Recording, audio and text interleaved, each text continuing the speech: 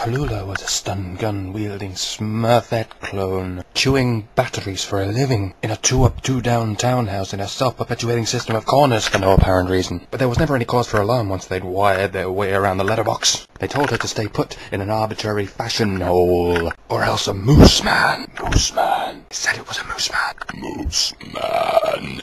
Would materialize from in front of an establishment of undisclosed whereabouts. Tallulah, baby, I would cry every morning from the bleachers, nodding my head in unison with the flecks of hair and dust particles emanating from a sideways reflection of deformity. Not only would she never not fail to see me, she would prick up her ears in fury at the situation, while grinning from the nave to the chops over a joke she had 3 days ago.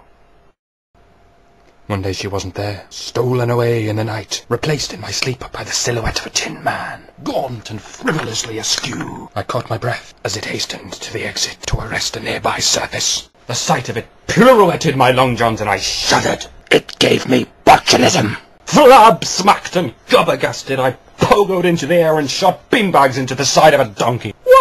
Why would you do such a thing to a fellow of the cloth? I murmured into my bovril while the quantity surveyors worked me over with a loofah from the shins upwards. Heavens to Murgatroyd! No, and yes. Where were the services when all this was going on? Dumping clumps of parsley into the incinerator for the purposes of progress?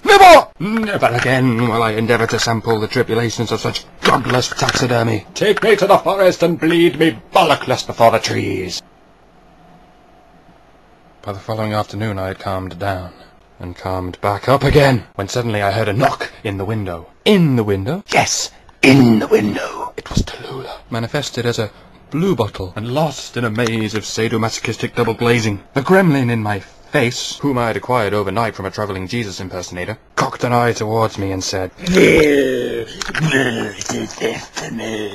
as if to embody the mouthpiece of this mute, paralysed insect. Butter me up, will you? I'll kill you with glue. I'll make you eat your own leg.